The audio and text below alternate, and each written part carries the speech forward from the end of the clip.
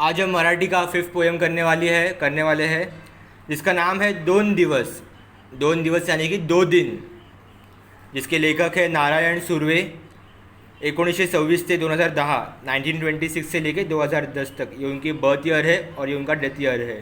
ठीक है, बहुत ही अच्छी पोएम है, एक लाइफ लर्निंग पोएम है ये, जो आपको कुछ लेसन देगी लाइफ का। देखते हैं 2 दिन मतलब क्या। यहाँ पे लेखक कवि ने बताया है 2 दिन ज़िंदगी जो है हमारी वो केवल 2 दिनों की है। एक दिन हम जन्म लेते हैं और एक दिन हम मर जाते हैं, ऐसे बीत जाते हैं कुछ ये 2 दिन। तो देखते हैं लेखक ने आगे क्या क्या बताया है। तो स्टार्ट हम इंट्रोडक्शन से करेंगे इसका। प्रथितयश कवी, ऐसा गामी ब्रह्म, माझे विद्यापीठ, जाहीरनामा, सनद, नव्या माणसाचे आगमन इत्यादि कविता संग्रह प्रसिद्ध आहेत। ये कुछ उनके कविता संग्रह है जो कि बहुत ज़्यादा प्रसिद्ध यानी फेमस है। ये कुछ इन्होंने नाम दिए हैं, ये सब उनकी कविता कलेक्शन है, संग्रह यानी कलेक्शन है उनका। स्वतःच्या प्रकृतीशी जुळणारी, खुद के पर्सनैलिटी से जो मिलने वाला, निवेदनात्मक संवेदनाचा वापर प्रभावीपणे करणारी, निवेदनात्मक यानी रिक्वेस्ट, संवादाचा कम्युनिकेशन का वापर उपयोग प्रभावीपणे अच्छे से करने वाली, बोली भाषेची जवळीक असणारी, बोली भाषा यानी जो मदर टंग है अपनी, बोली भाषेची यानी मदर टंग से जो बहुत क्लोज है, गद्याच्या अंगाने जाणारी विशिष्ट शैली, गद्य यानी जो ये पोएम है उसके हिसाब से, उसके फिगर से जाने वाली बहुत ही ये विशिष्ट यानी स्पेशल शैली है, ये सुर्वे यानी निर्माण केली आहे। जो कि सुर्वे जो अपने कवि है उन्होंने इसे निर्माण किया है।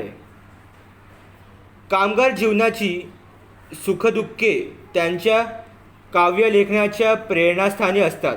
उनके जो काव्य, उनके जो कवि के जो प्रेरणास्थान है वो है जीवन के कुछ सुख और दुख। ठीक है, माणसावरील अपार श्रद्धेतून त्यांची कविता साकारली आहे। इंसान पर जो अपार बहुत ज़्यादा श्रद्धा है उसके ऊपर ही उनकी जो कविता है वो साकारी, जो समर्पित है ये कविता। या कवितेतून 2 दिवस वाट पाण्यात गेले, 2 दिवस दुःखात गेले। कवि ने बताया है इस कविता के हिसाब से 2 दिन जो है वो वाट पाण्यात यानी इंतज़ार करते हुए निकल गए और 2 दिन दुःख में निकल गए। असे जीवनाचे वास्तव चित्र रेखाटताना भाकरीचा चंद्र शोधण्यातच जिंदगी बर्बाद झाली, असे भीषण जीवनसत्य कवि ने मांडले आहे। कवि ने इस कविता में बताया है कि भाकरीचा चंद्र शोधण्यातच ज़िंदगी बर्बाद झाली, यानी भाकरी जो हमारी चपाती भाकरी जो जिससे हमारा पेट भरता है, भाकरी के लिए ही अपनी पूरी ज़िंदगी जो है भाकरी के शोध में, भाकरी के सर्च में अपनी पूरी ज़िंदगी जो है बर्बाद हो गई। जैसे आप भी जैसे भी पढ़ाई लिखाई कर रहे हैं, क्योंकि आपको आगे जाके कुछ बड़ा इंसान बनना है जिससे आप अपना पेट पाल सके, बराबर। तो उसी के ऊपर बताया है अपना पूरा जो जीवन है वो इसी में निकल जाता है कि हम अपना पेट पाल ले, इसी में अपना जीवन पूरा बर्बाद हो जाता है।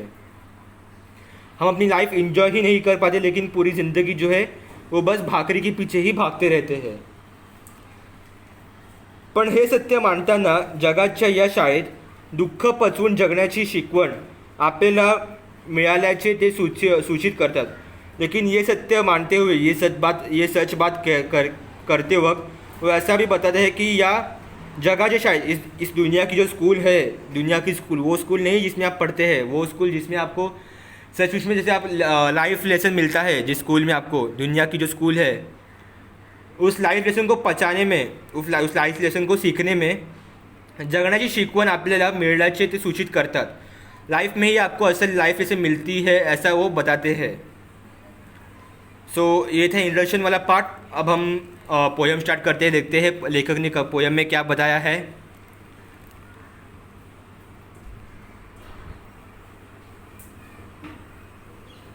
आप देख सकते हैं यहाँ पे 2 दिवस वाट पाण्यात गेले, यानी कि 2 दिन जो है, जो हमारे लाइफ के 2 दिन है वो बस वाट पाण्यात यानी किसी का इंतज़ार करते हुए निकल गए। 2 दुःखात गेले, तो 2 दिन जो थे वो दुख में, सॉरोस में चले गए।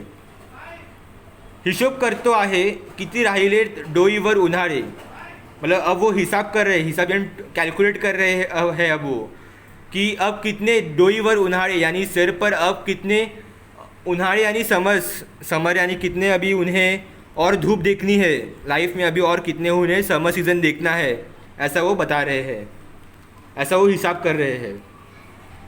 शेकडो वेळा चंद्र आला, तारे फुलले, रात्र धुंद झाली. शेकडो वेळा यानी लाखों बार आसमान में चंद्र यानी चांद आया. लाखों बार आसमान में तारे फुल्ले यानी रात, लाखों बार आसमान में तारे यानी सितारे स्टार्स दिखे हमें. रात्र धुंद झाली, रात जो है उसी में धुंद हो गई. भाकरीचा चंद्र शोधण्यातच जिंदगी बर्बाद झाली. जैसे मैंने इंट्रोडक्शन में कहा, भाकरीचा चंद्र शोधण्यातच यानी भाकरीचा चंद्र ऐसा क्यों कहा है, क्योंकि जो हमारी भाकरी होती है वो सफ़ेद कलर की होती है और वो राउंड यानी कि चंद्र के आकार में ही होती है, इसलिए यहाँ पे बताया है भाकरीचा चंद्र शोधण्यातच जिंदगी बर्बाद झाली. हमारी जो पूरी ज़िंदगी है वो भाकरी के पीछे ढूंढने में ही पूरी बर्बाद हो गई. हे हाथ माझे सर्वस्व, दरिद्र्याकडे गहाणच राहिले. ये जो मेरे 2 हाथ है यही मेरे सर्वस्व, सर्वस्व यानी सब कुछ है मेरे, एवरीथिंग. ये जो मेरे हाथ है वही मेरे लिए सब कुछ है.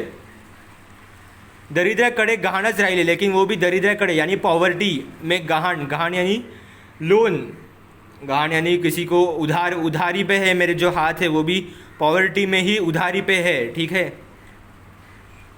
कधी माना उंचावलेले, कधी कलम झालेले पाहिले. कभी जो है माना यानी गर्दन, नेक.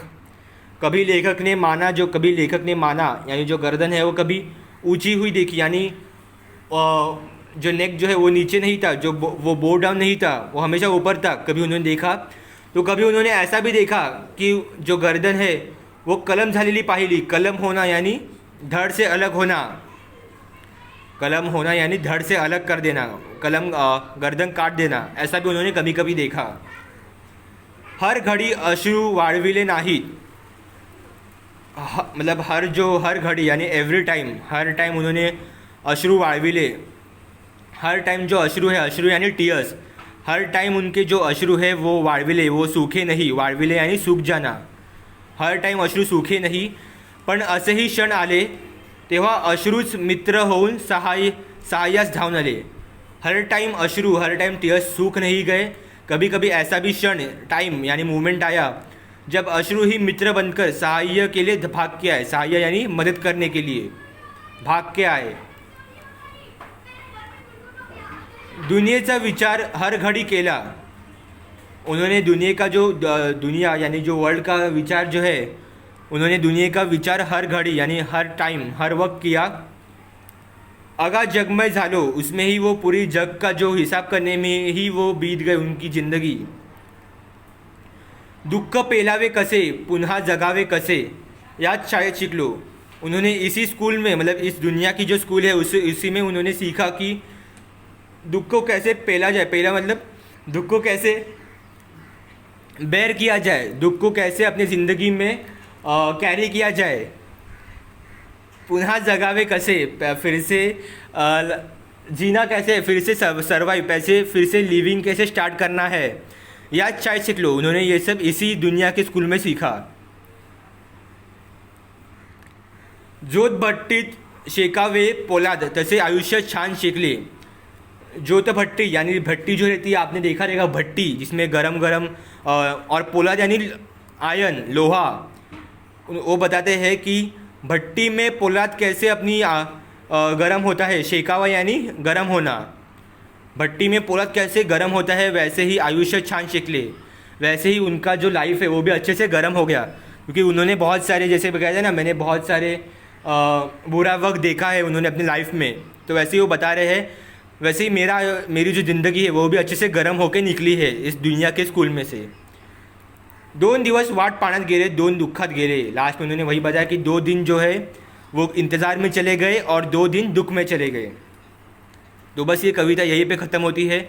इस कविता में लेखक ने बहुत अच्छा बताया है कि हमारी जो पूरी लाइफ जो होती है वो बस 2 दिनों की होती है. एक दिन हम जन्म लेते हैं और एक दिन हम मर जाते हैं. हम कभी लाइफ इंजॉय ही नहीं करते. हम बस रोटी के पीछे भागते रहते हैं और लाइफ इंजॉय करना ही भूल जाते हैं. तो बहुत ही अच्छी कविता है. इसमें आपके लिए ये बहुत ही अच्छा लाइफ लर्निंग लेसन दिया गया है. तो अब हम इस कविता की एक्टिविटी भी करेंगे। बहुत ही ईजी पोएम है ये, आप भी कर सकते हैं, लेकिन मैं कुछ आपकी हेल्प करूँगा एक्टिविटी सॉल्व करने में। तो स्टार्ट करते हैं आपकी एक्टिविटी से। पहला क्वेश्चन देखते हैं क्या है। कृती पूर्ण करा। रोजची भूक भागवण्यासाठी कराव्या लागणाऱ्या कष्टामुळे आयुष्याचे दिवस वाया गेलेत या आशयाची कवितेतील ओळ शोधा। इस मीनिंग वाली कि आपके जो ज़िंदगी के 2 दिन है वो बस भूख भरने के लिए, आपका पेट भरने के लिए निकल गए, ऐसा मीनिंग वाली लाइन आपको ढूंढना है पोएम में। तो देखते हैं कौन सी है वो लाइन। यहाँ पे आप देख सकते हैं लास्ट लाइन फर्स्ट पैराग्राफ की, भाकरीचा चंद्र शोधण्यात ज़िंदगी बर्बाद झाली। यानी भाकरी यानी जो पेट की भूख ख़त्म करने के पीछे ही अपनी पूरी ज़िंदगी बर्बाद हो गई, ये लाइन है वो मैंने मार्क किया है, आप देख सकते हैं। फर्स्ट क्वेश्चन का आंसर ये है आपकी लाइन। अब सेकंड देखते हैं। सेकंड क्वेश्चन में पूछा है आपको कवीचा प्रयत्नवाद आणि आशावाद दाखवणारी ओळ लिहा। यानी कवि का जो प्रयत्न है जो पोएम को एक्सप्लेन करने का, वो वाली लाइन आपको ढूंढनी है। तो देखते हैं कौन सी है वो लाइन। यहाँ पे आप देख सकते हैं, दुःख पेलावे कसे पुन्हा जगावे कसे याच शाळेत शिकलो। तो ये है वो लाइन, यानी कि दुख को कैसे झेलना है आपको, पुनः जगावे कसे, लेकिन यानी कि टूटने के बाद फिर से आपको खड़े होकर कैसे लड़ना है ज़िंदगी से, वो यही स्कूल में सीखा है। ये है वो लाइन, आपका सेकंड आंसर। अब सेकंड मेन क्वेश्चन देखते हैं आपका। एका शब्दात उत्तर लिहा। कवीचे सर्वस्व असलेली गोष्ट, जो कि उसके हाथ है, आपका पोएम में देख सकते हैं, वहाँ पे बताया भी है। फिर सेकंड देखिए उसका, कवीचा जवळचा मित्र, जो कि है अश्रु। कवि ने बताया था कि वही अश्रु ही उसके दोस्त थे जो कि उसकी मदद करते हैं। अब थर्ड मेन क्वेश्चन देखते हैं। खालील शब्द समूहांचा तुम्हाला कळलेला अर्थ लिहा। नीचे जो शब्द है उसका आपको जो मीनिंग समझा वो आपको लिखना है यहाँ पे। माना उंचावलेले आहेत, अब इसको जो आपको जो इसका मीनिंग लगा होगा वो आप लिख सकते हैं। मैंने बताया आपको, माना उंच होना यानी गर्व लगना, माना उंच होना यानी गर्व महसूस करना। कलम केलेले हाथ यानी जो अपने शरीर से अलग किए हुए जो हाथ है वो है, अपने धड़ से अलग किए हुए हाथ है, इसका मीनिंग। आपको जो मीनिंग सही लगेगा वो आप लिख सकते हैं, मैं आपको अपना मीनिंग बता रहा हूँ। दरिद्राकडे गहाण पडलेले हाथ, यानी पॉवर्टी के लिए जो हाथ गिरवी पड़े हैं, गहाण यानी गिरवी पड़े हैं, उसका ये मीनिंग होता है। आपको मराठी में लिखना है इसके सबकी मीनिंग्स। फिर ये है काव्य सौंदर्य, ये तो आप लिख ही सकते हैं, कुछ कविता में से सेंटेंस निकाले गए हैं। अब मैंने आपको एक्सप्लेन तो पूरी कविता की है, तो उसमें से आपको जो मीनिंग लगेगा उस लाइन का वो आप लिख सकते हैं यहाँ पे। बहुत ही स्मॉल एक्टिविटी है, इतनी ही एक्टिविटी है। आई होप आपको ये वीडियो अच्छा लगा होगा और ये पोएम भी आपको समझ में आई होगी। और अगर आपको ये वीडियो अच्छा लगा होगा तो प्लीज़ वीडियो को लाइक, शेयर, सब्सक्राइब और कमेंट ज़रूर कीजिए।